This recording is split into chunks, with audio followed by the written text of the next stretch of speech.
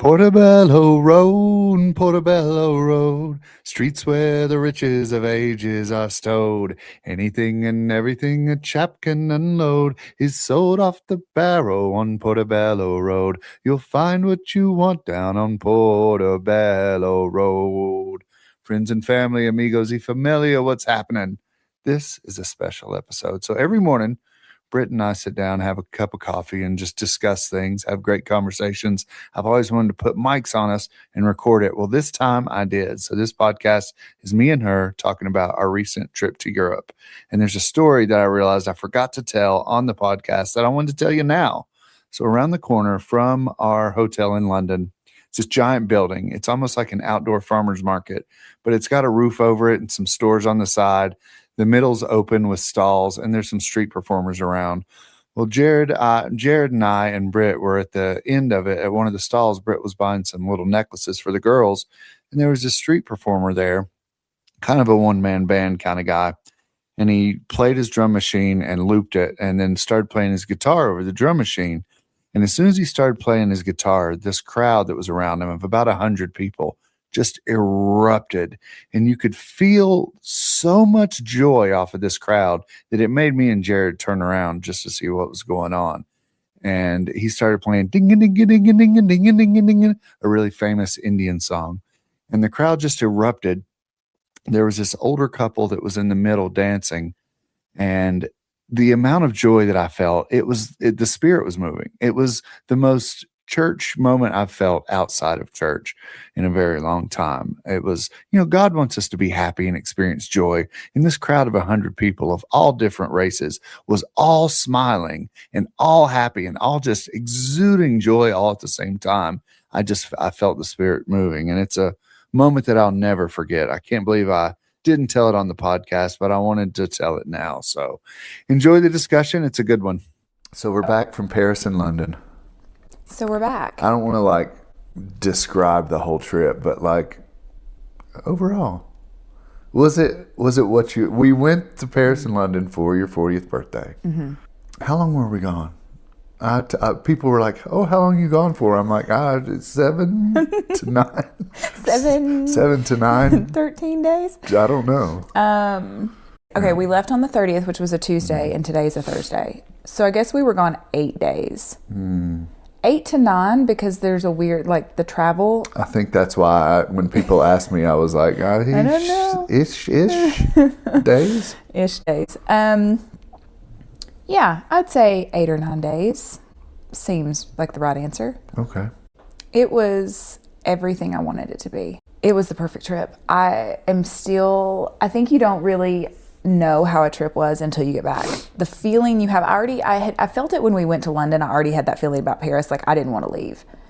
And I think when you come back and you're back in your normal life for a few days, the trip for me that's when the trip really starts to come alive. And you start to remember and reminisce the things that made you feel something. Yeah. And I was thinking about that actually yesterday morning, just when we got on the first flight, and I thought this could be TBD. The best trip I've ever been on. Really? Yeah. I didn't want to say it while we were there. I was like, I don't want to jinx it. Yeah. Mm-hmm. But to be able to do two big cities that have always been on my bucket list. Yeah. Was incredible. And each city lived up to the hype. Each city was everything everybody said it was. What did you like about Paris? Let's start with Paris. What did you like about it? What did I not like about it? Well, let's just call it out what it is. That the only negative of the entire trip was that it didn't get above 35 degrees. It was freezing. On any given day. Freezing. And that's, I thought about that. How would this trip have been different had the weather been different? And people ask, how was this city or how was this city? Mm-hmm. I'm sure it's different in different weather. Yeah. Right? If somebody asked me how was Akihabara, or however you say it. Akihabara. Akihabara, I'd say it was pretty rough. Because when we went, it was pouring the rain and the wind was My umbrella got flipped up and I got hit by an elevator. So I think weather can really impact a trip, really. But we trooped it. I mean, we trooped it, and I'm real proud of myself for that. Because if it gets below 50 degrees on a normal day, I'm like, I'm not leaving the house. It's freezing. Mm-hmm. And what I realized was mind over matter. I wanted to be there, and we dressed appropriately. We did. I'm thankful. Some days I didn't. Some days I chose fashion over comfort, and I paid for that, and that's fine. I chose it, so I couldn't complain about it. So I started watching Emily in Paris on the flight home. That's what you said, yeah. I didn't want to watch it beforehand because I wanted to experience all the locations and stuff without biased. But on the way home, I was like, oh, I'm going to watch this. And of course, when she gets there, it's like springtime and everything's in bloom. And I was like, okay, well. Now I got to go back. Now I got to go back because if it was this magical in cold weather, what's it going to be like when it's warm? Oh my gosh. Yeah. So anyway, already planning the trip back. But it was, other than the weather. And let me throw this in there. I am so, so grateful that it wasn't wet. I think that's what held me to deal with the cold. At least it's not. I mean, we had a couple little windy but it wasn't windy, and it wasn't wet. Yeah, and it could have been. That would have ruined the entire trip. Yeah, so, I took my wet shoes too to make sure to make sure that. What shoes didn't you take? You took 3 pairs of shoes and you came home with 6. I know that's that's my bad. One's plaid. And one is not the color you wanted to buy because the lady at the store was like, I don't think these are for you, because I wasn't with you. Thank goodness for the lady at the, what's the name of that store again? Onitsuka Tiger. That I was in a stationery store, and Kevin, I should never leave Kevin alone to buy shoes. And thankfully, the sales associate was like, sir, I'm not sure the bright yellow and blue are for you. Here's tan and navy. So shout out to the sales associate at Onitsuka Tiger for watching out for Kevin while I shop for stationery. So speaking of that and associates helping you, I don't know if I can't decide if I like or I don't like that you have to get somebody's attention for help. Because there's times when people come up and it's just like, man, I'm just looking to leave me alone.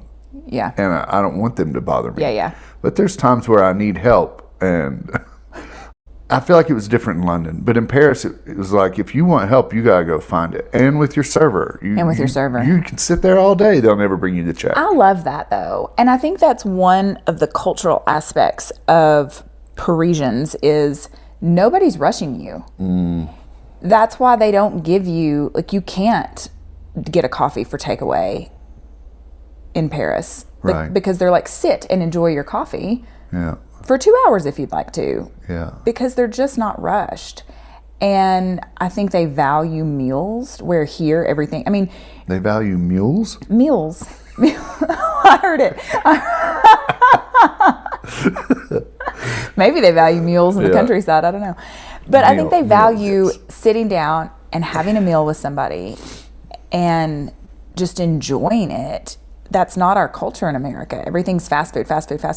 And the only real fast food, you see the takeaways at the bakeries, right? And you can take away, you can get a croissant to go or a baguette or something, right? But there's not a whole lot of options that I saw. Now, this is Paris only. I saw more in London, where you can really just take food to go. That's not a thing. It's like, no, if you're going to eat, come and sit down and eat. And I did love that from the eating perspective. And granted, it is kind of like when you're ready to go, and you have to find a server. But I would rather that. None of them, as soon as we said we wanted the check, they would give it to us. Nobody really prolonged that. And that's true. And the service was good. Yeah. Right? That's true. They were there when we needed them. Yeah. And if I threw up my hand for the cab or the people, they were there. Kevin threw up his hand a lot. Yeah. Excuse me, I need help. Yeah. But yeah, I would say the only time that I want somebody with me is if I'm in a luxury brand store. You want I want that. That was my only disappointment. To be catered to. Kind of. Yeah, that's what it's all about. That was my only disappointment in the Louis Vuitton store, is I literally had to seek that lady out to tell her what I was looking for. So this was the flagship store on the, can you say it? Champs-Élysées. I don't like the French language, by the way. I've thought about this as well. I'm a big fan of Italian, but French is just like soulay, like chou. If anybody's Champs-Élysées. The Champs-Élysées. Champs-Élysées. If anybody's ever seen Friends, Kevin's Joey. Yeah. And Je m'appelle Claude is essentially all he said the entire time we were in Paris. Yeah.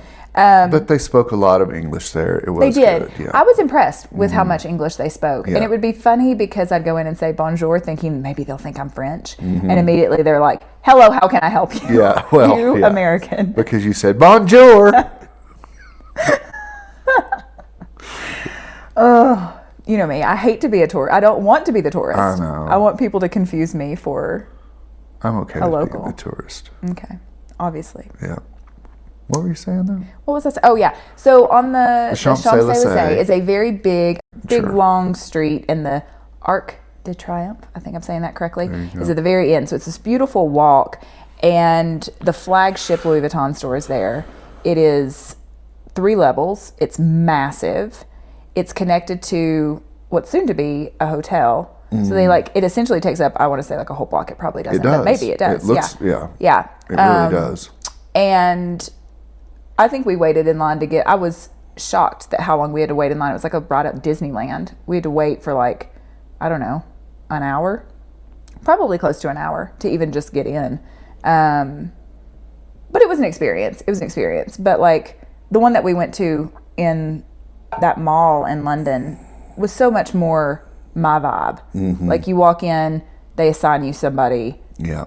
They show you personalized service. That other one, just, you're right, they felt like they were burning and turning. But yeah, I mean, The Champs-Élysées for me, I've never seen a shopping area that wide. It was just open. yeah, it was huge. Yeah. The streets were big, the stores were big, everything was It was, just, yeah. it was massive. Yeah.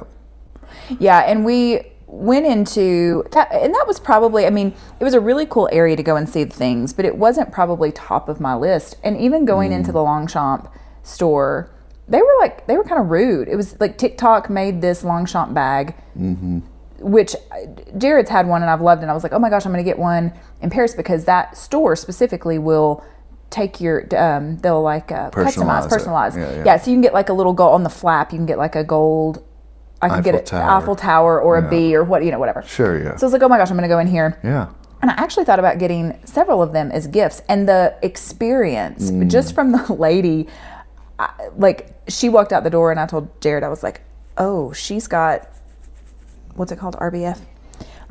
Oh, yeah. You know, she just looked like she was mad from the get-go. She was not happy to be there. And she was like, you'll have to wait 45 minutes here and then you have to wait in another line for an hour. Oh, and I'm gosh. like, thanks, TikTok. Yeah. So they've made this, you could see all the teens in there with their parents of oh, I got to get the Longchamp bag. And Jared and I were like, yeah. I was like, ooh, you turned something into that. And I'm like, it immediately makes me not want it. So we were able to bypass the line and get something that wasn't the viral bag, which was nice. But yeah, it was a whole vibe. Just everything on that was very touristy, I felt like. Yeah. What I liked about it, and I'm sure you did too, and probably would have played better in warmer weather, was all the patios. Oh my gosh. There was so much outdoor seating. Oh my gosh. And people were out there. People were literally Out sitting there on the in patios. 30 degrees without the space no heaters heaters. that we have in America. No. They're just out there sipping a beer in 28-degree weather at 11 a.m. on the patio. Yeah. I saw several people, and I'm like, that's the life you choose. Yeah. That is the Parisian That's the life I lifestyle. choose. Yeah. Yeah. I'm good. Yeah. Yeah. It was funny one night we went to dinner and it was a 9:30 dinner reservation. Which is way past our bedtime. Way past our bedtime in America, let alone over there. This was Chez Genou, right? That was the 9:30 one. Yeah. And so Jared had been, shout out to Jared for really crushing the Paris itinerary. Absolutely. And making all the reservations. I've never been on a trip, probably since my dance days of mom planning everything, where somebody else has planned. Yeah. Everything. Absolutely. He called the Ubers. Yeah.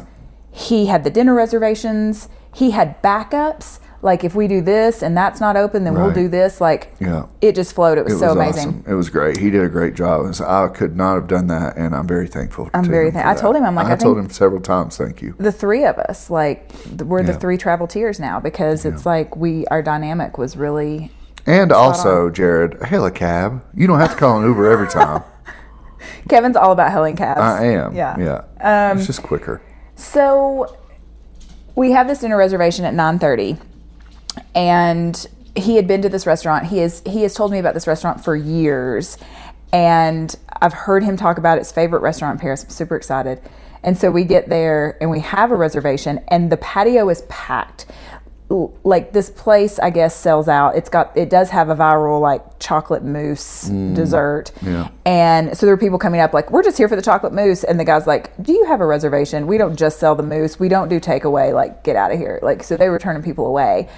But as we're standing there waiting for our reservation, we got there at like 9:20.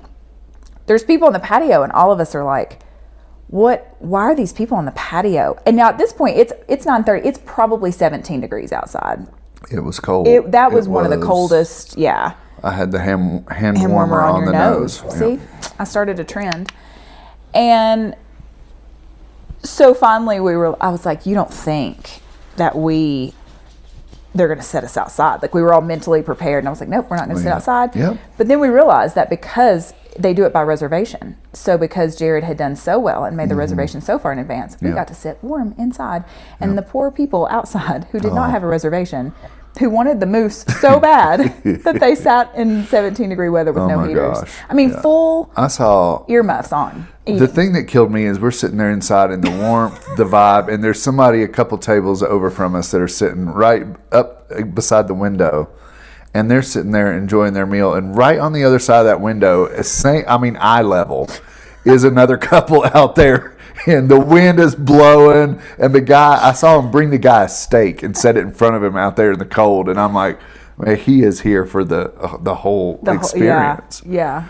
And I don't know if I could sit there by that window and look over and see poor Tiny Tim outside looking for a steak, Yeah. Yeah, but it was, that restaurant was very good. And the chocolate mousse lived up to the hype. Yes, it did. We all ate of it. All of it. The girls next to us, there was a table of like 3 gals, and they got their mousse first. And I was staring because I'm like, I want to see.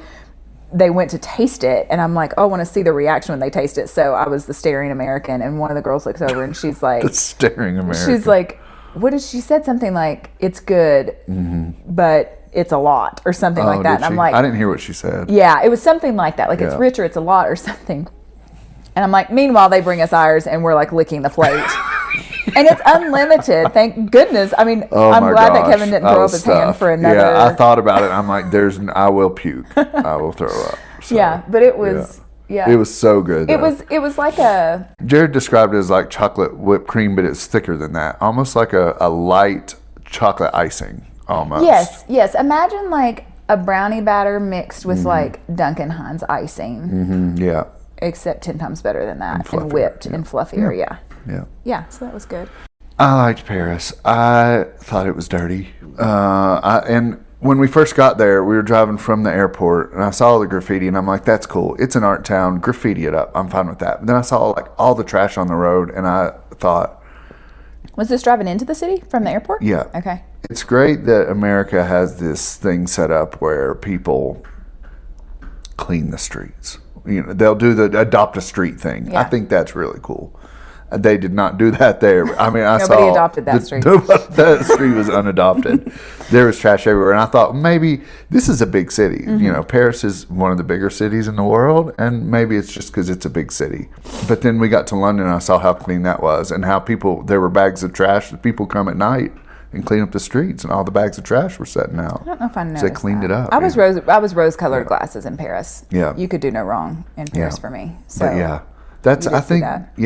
I think that's the only thing I didn't like about it. Really. That's my only complaint.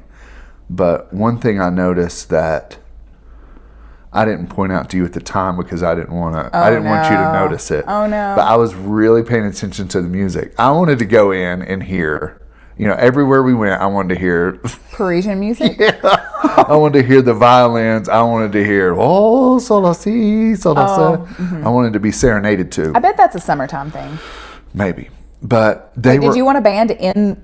Like, what did you Yeah. The way you just said that, you want to be serenaded. I just imagine that you wanted somebody coming up to you with a violin while we're eating our chocolate mousse. Yeah, like the Mexican bands do in Mexico with the, what do they call it? The mariachi bands. I wanted that, but in French with like a violin and a beret. What's the heart or accordion? Accordion. Yeah. I wanted to be eating my chocolate mousse with an accordion player right beside me. Wow. I don't know. That might be more Italian. I might be confusing the two. But I noticed that, I mean, all they played was, not even that, like maybe even just pop music that was had French lyrics. It was sung in French. Yeah, I see that. There was a lot of American music. It was all American and a lot of old American. When we went to that Snail restaurant, they played the best of Barry White. Yeah. The whole time. The whole time. It was like his CD. It was. Yeah. I mean, I heard a lot of Stevie Wonder. I heard a lot of like old 80s and older. Do you think that's because where we were, like, was it touristy, and so they were trying to cater to maybe tourists? Yeah. Had we gone out in the countryside where I've got that accordion player, possibly. For next time. I don't know, but I was really paying attention to it, and because I think that would have changed the vibe a little bit for me. But it was still, the music was still keeping me grounded. Like, to be in that little Snail restaurant was super vibey. Yeah.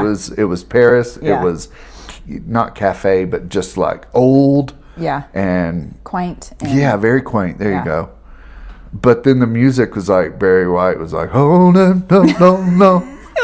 Can't get enough of your love, baby. Like, I don't.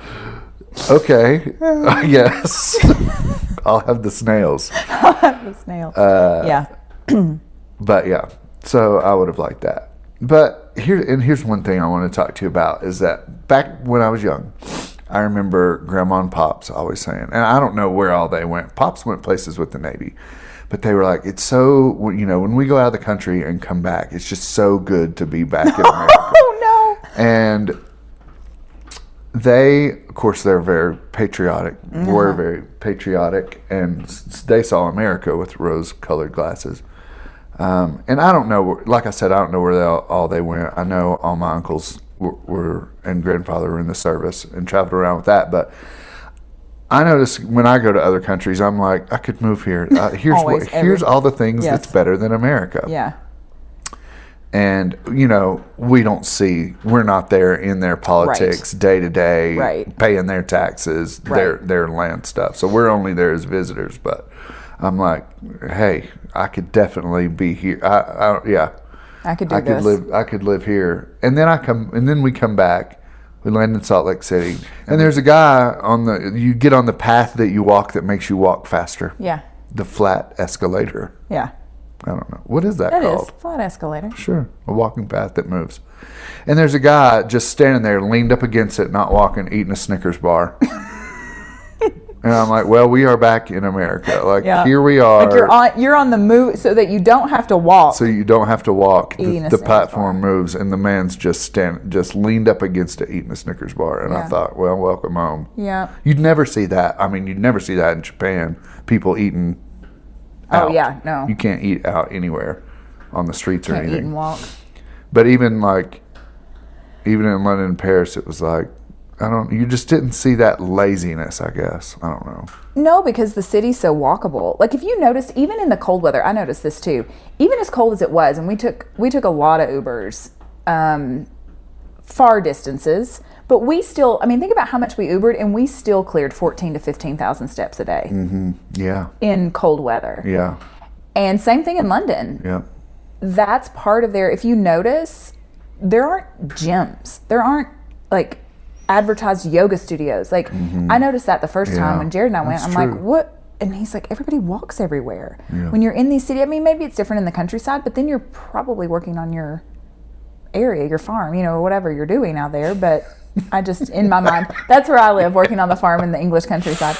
But yeah, just imagine like the steps that you take and how much exercise you naturally get. Do you see that stuff in New York though? The yoga studios and the stuff like that? Yeah, really? You do. Yeah, gyms and everything. Yeah. I think that's a big American thing. Do work more so that you don't have time to work out You know, you don't have time to walk to work, so take a cab, take a bus, get there faster, work longer. Yeah. And then we're going to sell you a gym membership. So instead of naturally walking to and from in your everyday life, you're going to pay us $100 a month. Yeah, I think you hear people about life moving slower, you know, over there in Italy and Paris and things. And I didn't really know what that looked like, but it did seem in Paris that it just moved at a pace that was more comfortable. It's like, we'll get there when we get there. People were happier, especially in London. I just felt like the overall vibe, it was cold, people were happy, and I think they were just doing their thing. I think London was my favorite, and I think it might have been the happiest place on earth. It's the new Disneyland, London. Yeah. I think you used to hear about these places that people are like, don't talk, keep it low key. Like, don't tell people how good this place is, or else everybody's going to come. Everybody's already there, though. I don't know. I mean, London, was busy. Everybody was happy. I thought about that cab driver we took to go to Tower Bridge. The cab drivers here, I've had them when they either don't talk or they're super chatty, and they'll tell you their whole life story. Right. They're not concerned about you. Right. They're telling you their entire life story. And sometimes I'll ask, like, oh, tell me, how long have you been Uber driving? What brought you to Denver or whatever, right? Right. And so you ask. It's different when you ask. But I had one here that I took an Uber to the airport, and he talked about the Raiders the whole time there because he was a Raiders fan. But this guy... He was asking us about, like, so where have you been? What show did you see? Yes. Where, you know, asking us about our trip and stuff. And he was so nice. So nice. And the English accent helps. That's what I was going to say. The happiness. The English accent was by far my favorite. Yeah. I could have sat and listened to any given person. I mean, there'd be somebody at a table next to us, and I'm like, shh, I'm shushing Kevin because I just want to hear him order, because their accents were my favorite. Yeah. It doesn't feel like anybody could be mad with that accent. I know. Yeah. We went to go in that store. I forget which store it was. It was after Lush. We went to go in a store, and the lady was like, we close in 3 minutes, lovey. It's like, well, that's fine. We'll come back tomorrow. Yeah. And she was just smiling. Like, that's the other thing. Nobody works a minute past when they're supposed to work. Oh yeah.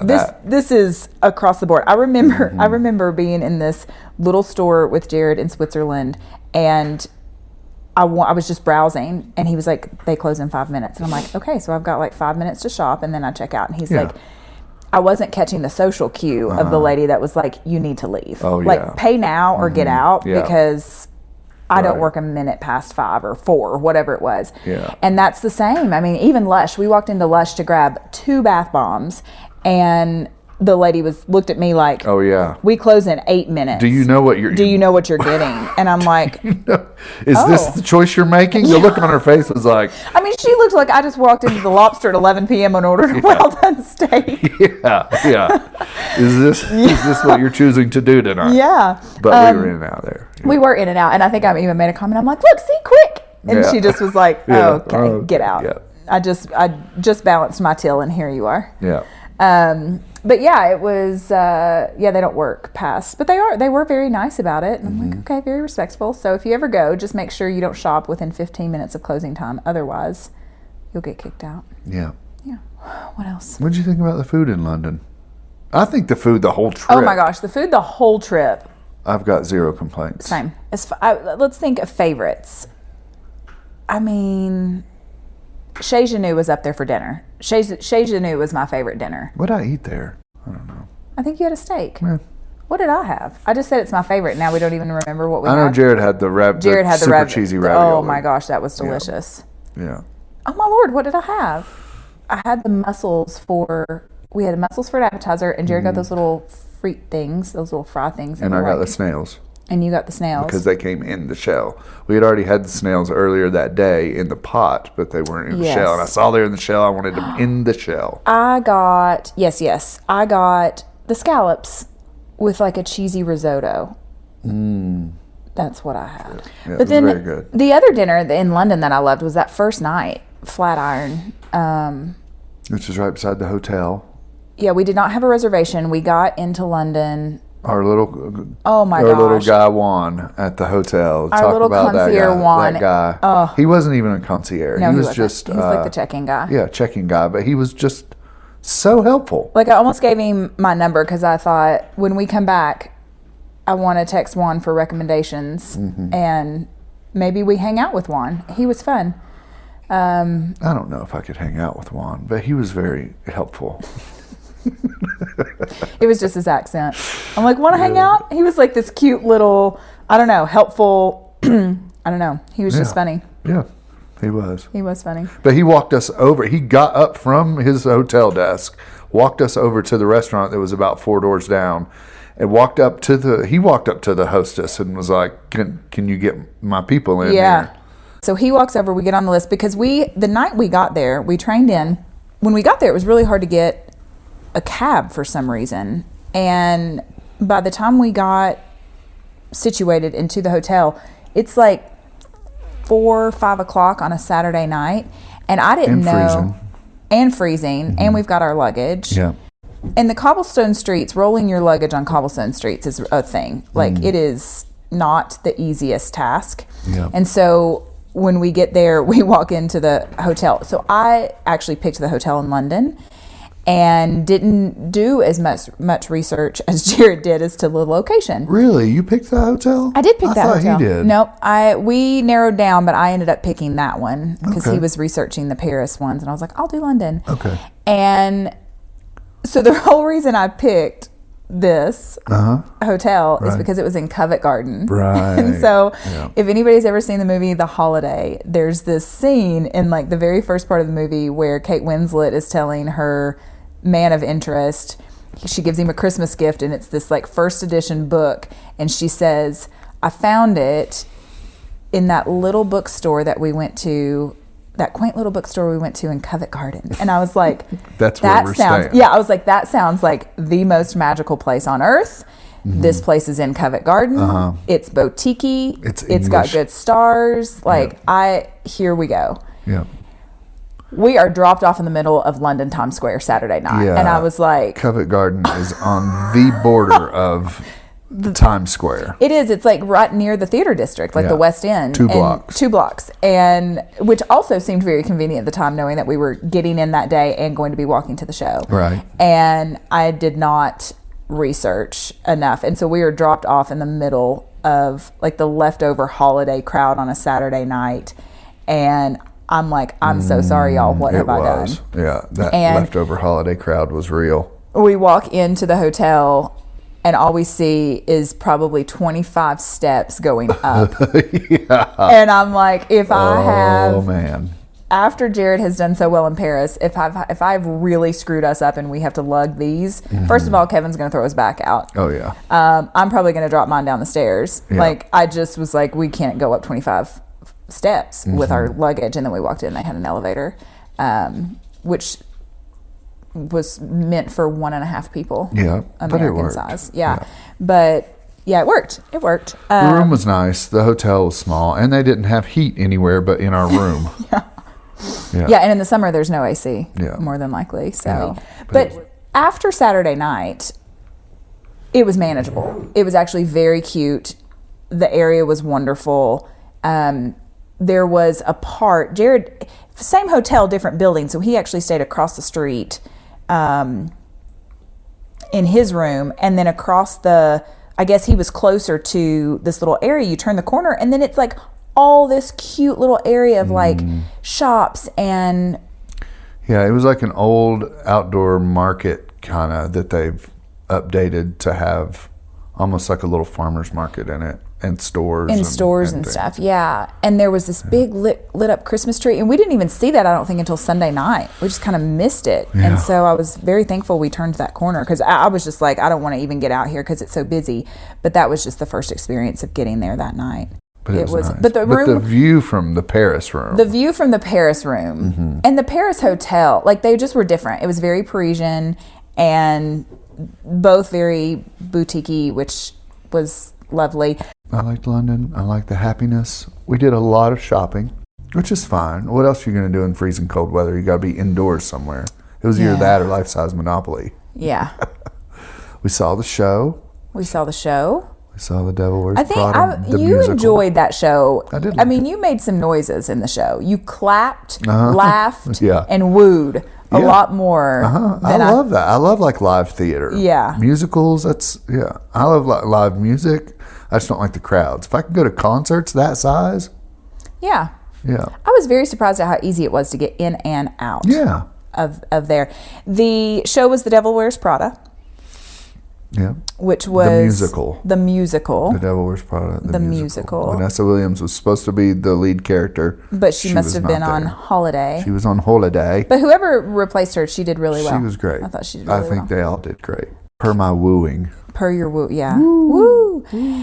Jared's favorite movie is The Devil Wears Prada. And so we knew we wanted to see a show, and it was just a given that we got to see this. And he was like a kid in a candy store. It was fantastic. Yep. Makes me want to watch the movie. Kevin's never seen the movie, so now we need to like watch the movie after that. I forgot how good the movie was. It's been a minute since I've seen it, but watching the show, I was like, oh yeah, this movie is really, really good. And the second one comes out in May. Yeah. So. And we went to art museums. Oh, the art museums. Yeah. Seeing the Mona Lisa, I literally woke up thinking about that this morning, of walking in that room. First of all, everything I've ever heard about seeing the Mona Lisa is that the room is packed and crowded, and you're in the back of the room, and she's tiny on the opposite wall.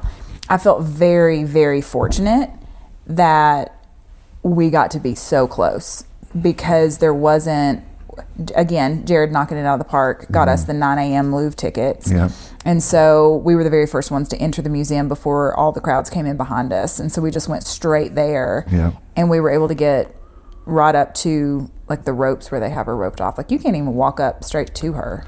I knew that she was going to be tiny. I'm glad that people... I think it was bigger than I thought it was going to be. Because I was thinking it's going to be tiny, and I went in, it was like, she's a little bigger than I thought. Yeah. I was thinking shoebox. It was bigger than that. Maybe like a small bathroom mirror. Yeah. Did you just compare the Mona Lisa to a small bathroom mirror? Yeah. Yeah. It was underwhelming, actually. What? I thought so. I cried. Did you really? I got teary-eyed. Oh my I did. gosh. Oh my gosh, I did. Walking into the room, I didn't let anybody know, because I was like, oh, this was like me in Japan with the monkey touching my finger. Yeah. That was the same emotion I had of like, this is something I've always wanted to see. This is special. Not everybody will get to see this in their lifetime.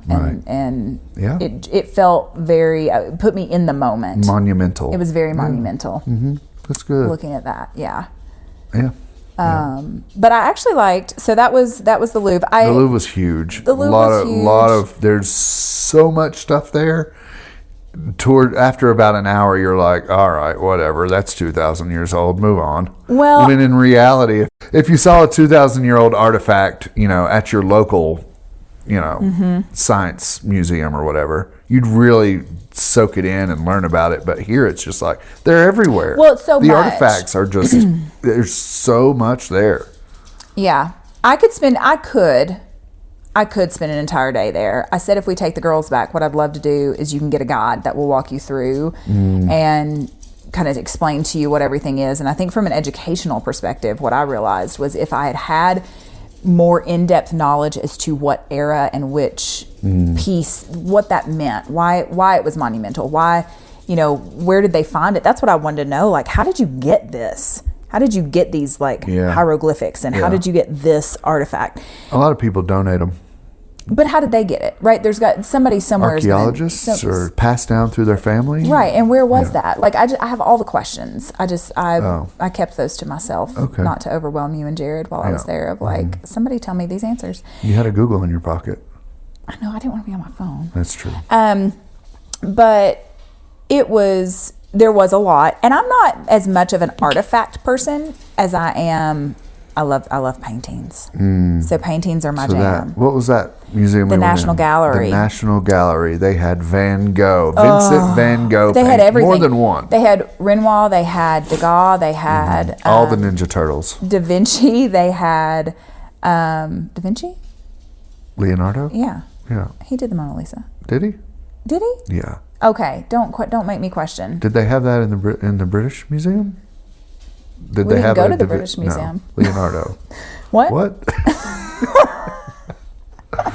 Leonardo. They had Leonardo, Raphael, Michelangelo, Michelangelo, You and Mikey got real close. and Raphael. I saw some Raphaels. The Monets were my favorite. I love the Monets. I love the Seurat's. And the Van Goghs. Van Goghs.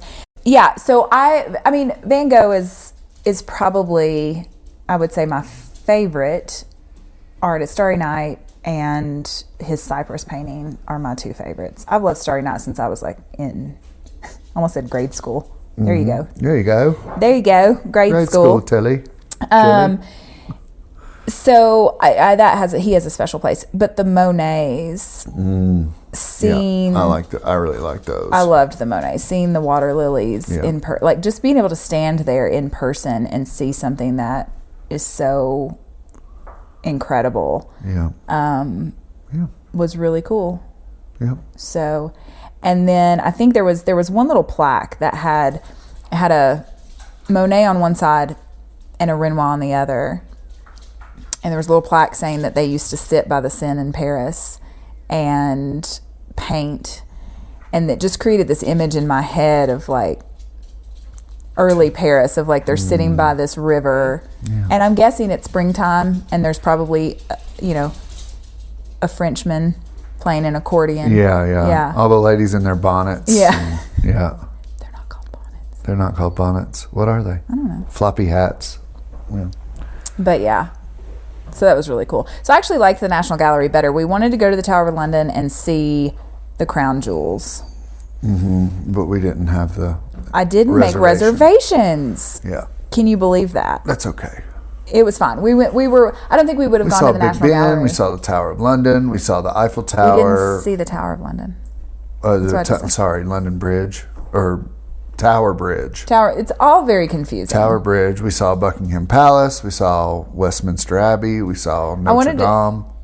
We did see Notre Dame, yes. Yes, we didn't go inside it, but we saw the outside. The line to get into Notre Dame I was like, I don't want to go in there that bad. Yeah. We saw a lot. We didn't have to see it. We'll go back. We're going to go back. We'll go back. I wanted to go inside Westminster Abbey. Yeah.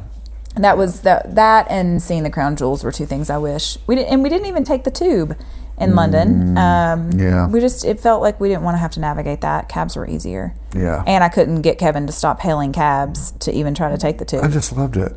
You did love it. I loved hailing cabs. I loved the amount of space. Yeah, they would fit 6 people solidly, and a couple of suitcases. Yeah, they were very every spacious. Cab. Yeah. I love the space in the cab. So yeah, we should have done that. And I got to go to Portobello Road. Oh my gosh, he has sang about Portobello Road our entire marriage. He loves bed knobs and broomsticks. He does.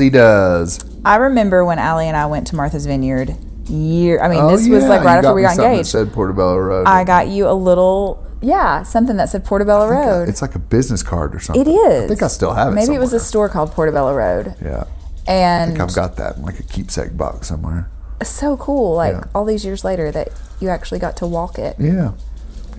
We were talking about food, and then we got distracted by Juan and just completely left the food conversation. We did. I wanted to talk more about food. I wanted to mention that I told you I saw a lot of people drinking Coca-Cola out of the glass bottles, and it made me I think I drank like 3 Cokes when I was there, and I never drink Coke. This is fact. And it was so good. And then I got on the airplane on the way home and ordered a Coke, and it was American Coke, and it tasted completely different. Yeah. We do get some Mexican Cokes here. I don't buy them, but it's possible to get the good Coke. But man, there's a viable taste difference there. But any other food that stood out? We started talking about the Flatiron place where we got the steaks. Oh yeah. And started talking about Juan. And then completely lost it. But the Flatiron place was cool. They had the cheeseburger that Jared got it had jalapenos. They called them green chilies. They were jalapenos. It was a smash burger, and it was just so melty, and that burger was amazing. That whole menu had like 8 things on it. Yeah. And everything we had was fantastic. Yeah. The mac and cheese. They had mashed potatoes with bone marrow. And then after you're done, they give you the little hatchets that you go turn in, and you get an ice cream cone, which was my favorite part, really. That was delicious. It was so good. Ice cream is not my number one dessert. We all know it's yours. You could eat ice cream 24/7. I could. That ice cream yes. that night. Salted caramel, and then they take a big chunk of chocolate and shave it. And then they scoop the ice cream in this glorious cone. It's flavored too. Yeah. Like a cinnamon cone, salted caramel ice cream, and then they take the cone and roll it in the shaved chocolate. To just reminisce about how good that was, we literally ate that in like 27-degree weather at night, walking to the show. The ice cream. Yeah. I mean, yeah. And there were no qualms about no, and I coldness. never finish a cone. Like Kevin, you love going to ice cream places with me and the girls because we never finish.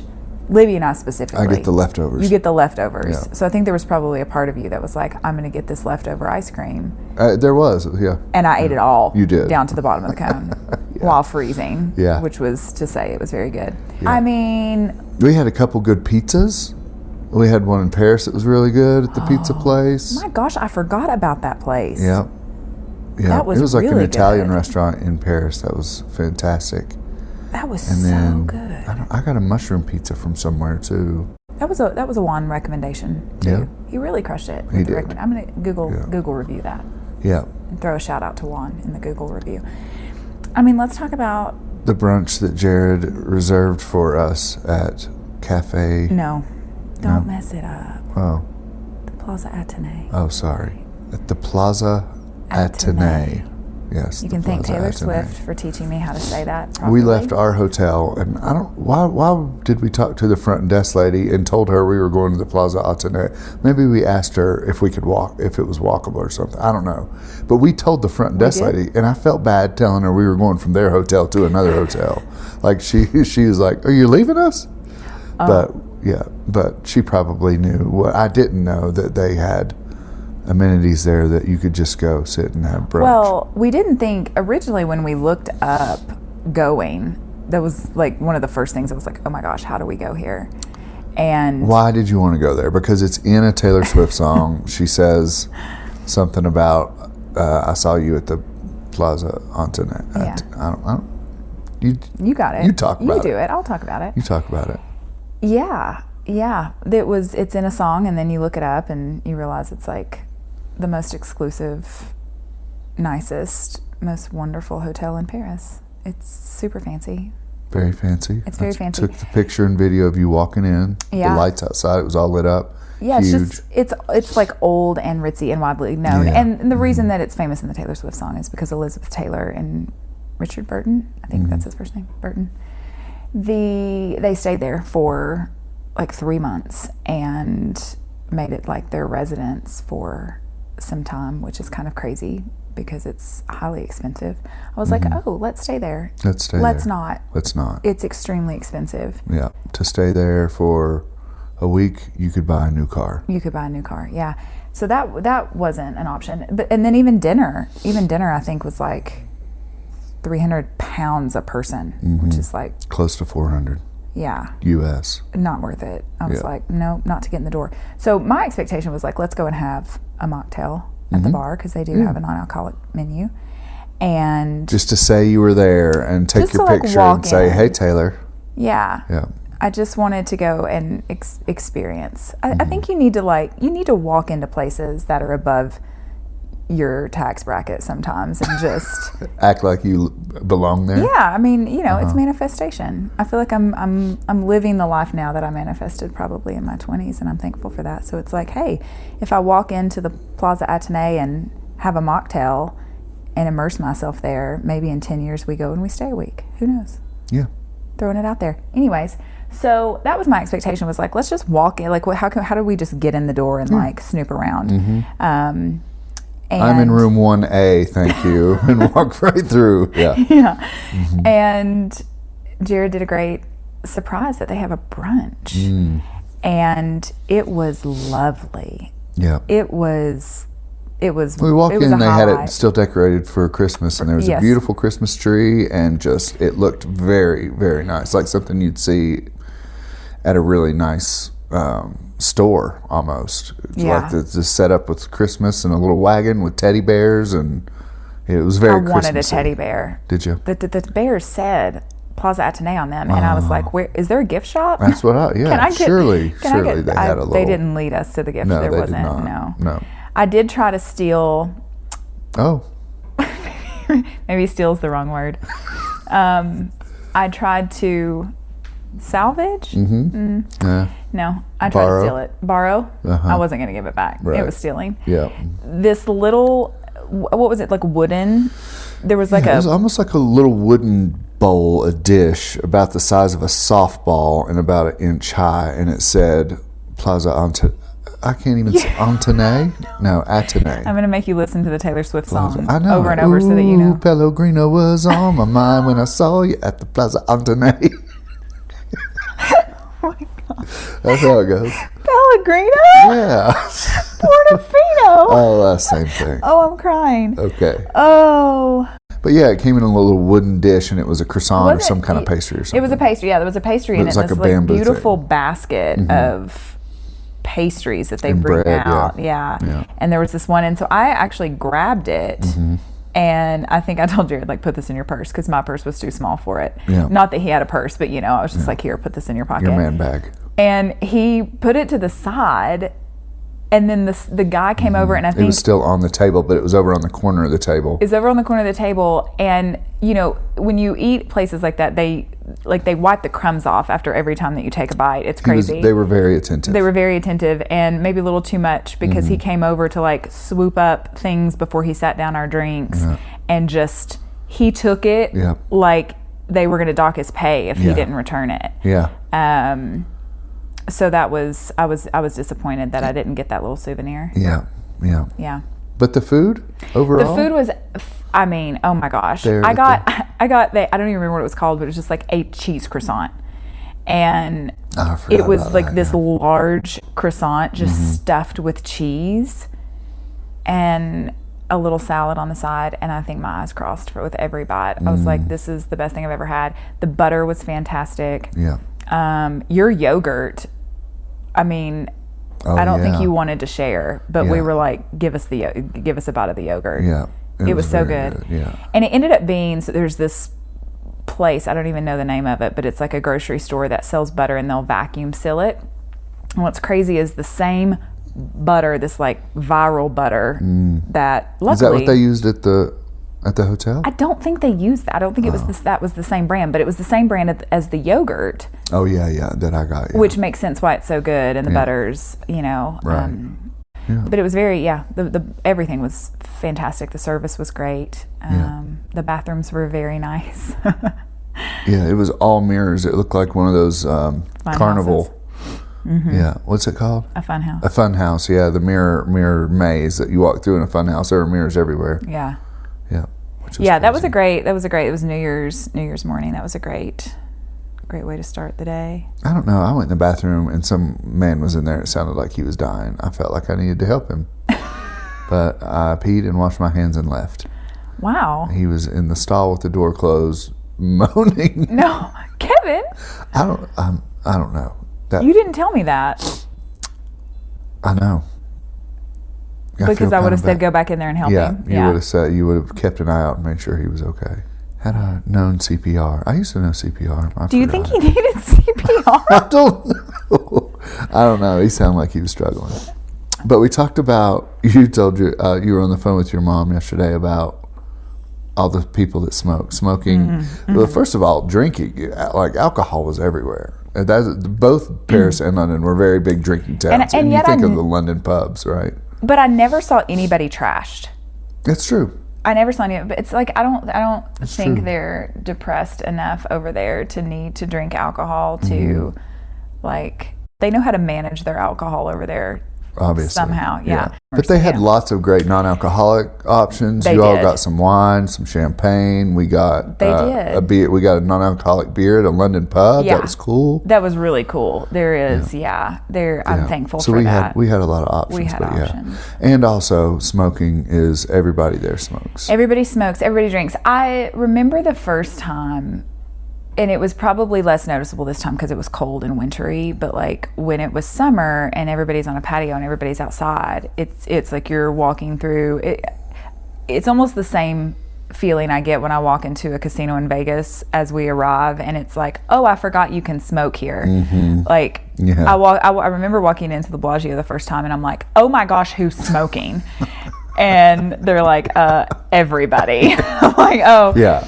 And so I think that's how Europe is too. But it wasn't as noticeable this time, I think, because it was cold. You know, there's something about the heat and smoke too. Yeah, like it just makes a city smell different. The cold air thins it out, maybe. The cold air thins it out. Yeah.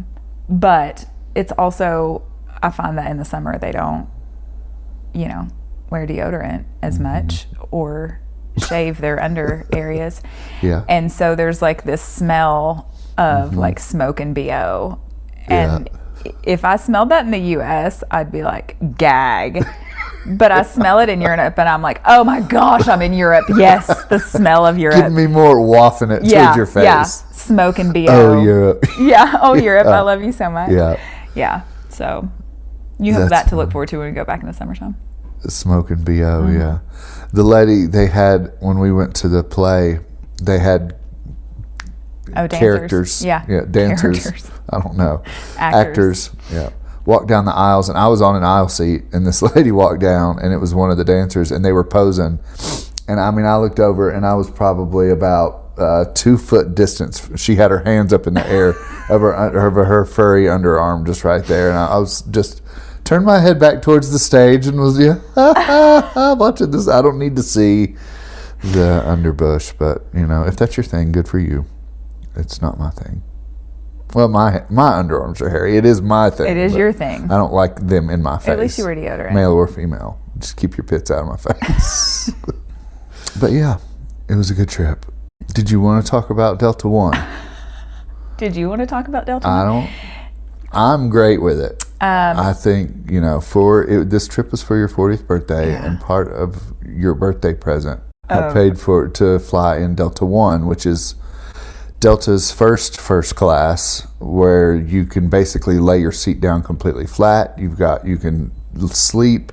They bring you all the food, ice cream sundaes and Kevin had an ice cream cheeseburgers. sundae. I didn't think I was going to get him off the plane. And like every 30 minutes they come by and say, "Can I get you anything?" And I almost tested it, like, could I get 2 more of those ice cream sundaes? Like 5 hours after they served them, I was going to see if I could like really push the That limits, was me with the warm chocolate chip cookie. Yeah. They were like, do you want to, everything she asked was like, do you want this? And at one point she asked me if I wanted bread. She asked, okay, they brought us nuts when we first got there and a drink. But then right after they brought us the meal or a welcome, it was like a welcome soup. And she asked if I wanted the bread. And I was like, yeah, sure. Like, I'm going to say yes to everything. I want to try it all. Sure. And then she was like, you never know who's eating bread these days. And I'm like, oh gosh, should I not be eating bread? What's wrong with the bread? I'm like, but yeah, when she did get like the whole grain. I got the healthiest choice. Oh, you did? Yeah, because she was like, we've got white and this, and I was like, give me the 5 grain. 5 grain. I wanted to because it's all about balance. Exactly. Yeah. For the ice cream sundae I'm going to have later. Yeah. But that soup was amazing. The soup was like a really coconut good. Coconut curry Thai or something. I don't think it was curry. No, I think it was like coconut Thai. I don't like curry. It was very good. It was very good. Yeah. Everything was good. The burger was good. I didn't have a bite of your burger. And you think that like airplane food, this is not airplane food. I've never been a big fan. The menu was like, this there is was prepared. A menu. There was a First menu. Of all, there was a menu. It and it was was about a large, 3 pages. Yeah. And I got a notification before the flight that was like, you can choose these items, and they were designed by Michelin so-and-so. And I was like, oh. But yeah, this was your gracious birthday present for me. I am going to keep, I don't know where you got the little Delta plane, but that was super cute. Yeah. Wrapped in a little box with a little note that said, you're flying Delta One, and it had the little Delta airplane on it. That was super cute. I sat down and there was a remote control pad to control your seat, to lay it down or kick up the footrest. There was a footrest, right? And I looked over at Brit and said, I'm not ever flying on Frontier again. You're never getting me on a Frontier plane. This is it. It's not happening. We've arrived. The flight attendants were fabulous. Yeah, very attentive. Yeah, the bedding was comfortable. I had a pillow, a blanket, a mattress pad. Yeah, slippers, which were Slippers. one size fits most, and you did not fall into that I was category. not most. You were not I was most. not most. You looked like you were Cinderella's stepsister trying to try on the glass slipper. But yeah, it was lovely. Yeah. It was lovely. Yeah. But yeah. So that was our adventure. Yeah. Are we forgetting anything? I mean, yeah, there's tons of stuff we could There's so much. talk about, but I loved it all. I just wanted to capture like the overall vibe of it, and just traveling out of the country and experiencing things that you don't normally see, and comparing it to America, and just like where are we supposed to be? You know, what fits our lifestyle the best? It could be, you know, Morocco. Who knows? I don't think it's Morocco. It might be Morocco. I'm thinking Fiji might fit my lifestyle the best, but that's one thing that surprised me about Japan was I thought we were going to go there and want to move there. right. I didn't want to move. I didn't want to move there. No. Paris, I could move to. I could move to London, actually. Either of those. Oh, I could too. Yeah. Yeah. So, yeah, we'll see. Or are we just chasing happiness from vacations? And it's true. Be happy and We take chased a advantage happiness. Take advantage of where we're at. We chased happiness when we visited Denver, and that worked out well. That's true. But now the girls are to the age where I know. we have to get their uproot buy-in. 'em. No. You can't just be like, hey, guess what? Also, fun fact, not every European country allows you to homeschool. Yeah. So Yeah. I know Spain is one that does, but Amsterdam one. I'm okay with sending them to public school in London, That's a fair actually, point. as opposed to Prairie View High School. And then you have to then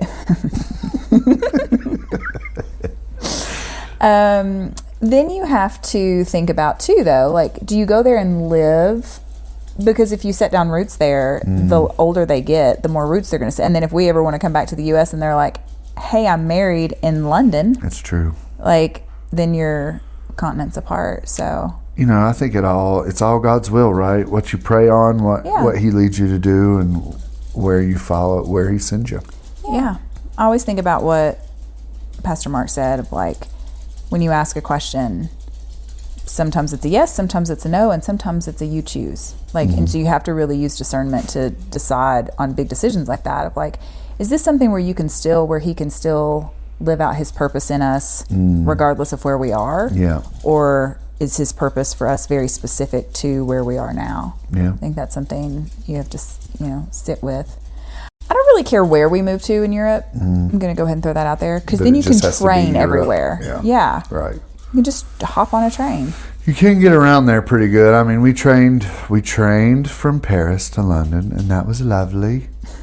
And our little guy at the hotel, Juan, said, "Did you see any kids looking out the window?" Oh my Because the gosh. train from Paris to London goes under the sea. It goes under the ocean or sea, or a big body of water that's salt water is there. I don't know. But the train goes under it, and it's obviously in a tunnel, right? But Yeah. he said growing up, you tell the kids, when you're in that train, you look out to see if you can see the fish. There's no fish. No, but It's concrete he tunnel. said, "Did you see any kids like looking up, like with their faces pressed to the glass because they think it's just dark water and they might catch a glimpse of a fish or something?" Would have terrified me as a child. I would have never ridden a train ever again. Oh, I don't like going under the water. right. I don't. Driving, train, no thank you. Really? No, not a fan. I I don't like, I know. but I don't like the under the water anyway. I know. Yeah, I feel way better about that than being in the air. Are you serious? Oh yeah. Really? Yeah. I can One swim. crack. I can swim. No, Oh, not yeah. that deep. How deep is gosh, it? it makes me sick to my stomach. How thinking deep is about it though? Deep enough for a train to go through. Could be 20 feet. Thinking of water rushing into a train while you're underneath, like the pressure of the water cracking in on a concrete tube under the water. Yeah. I'm having a physical reaction right now, and my heart is starting to race. Anyways, when they built that tunnel, they should have put like some giant glowing eyes just at one part of it, to where if the kids had their face pressed to the window and they go by and they just see, bah! Like, that would be so good. They That missed would their be opportunity. terrifying. There'd be a bunch of crying kids on the train from Paris to London. They missed their opportunity for sure. Oh, man. So, yeah, we've got lots of pictures, lots of videos. I'm posting just a few on Instagram. I'll probably post some kind of video on YouTube, but not a lot. Yeah. So I'd like a video of the whole trip. Can I request that? Can I put that on the request line? That's going to take longer than editing this podcast. I'll ask it can I get it for my 41st birthday? Sure. That gives me enough time. Okay. Yeah. Well, to our next trip. To the next trip. Yeah. I love you. You love me? I love you. I love you. Yeah.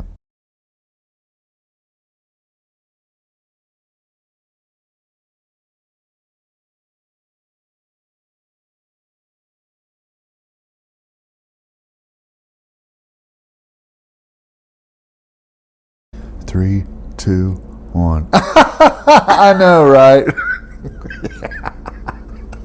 I thought you'd like that. I was not prepared. I was like, oh, he's counting down to hit record. And you counted down to a hardcore laugh. Mid-conversation, so I can cut it in. Oh, I know. What's even funnier is you had like the physical movement too. Like you threw your head back and went down forward like, Yeah. Oh. Yeah. Oh. That was for you. Oh, thank you. You're welcome. Thank you for that. I thought you'd get a kick out of that.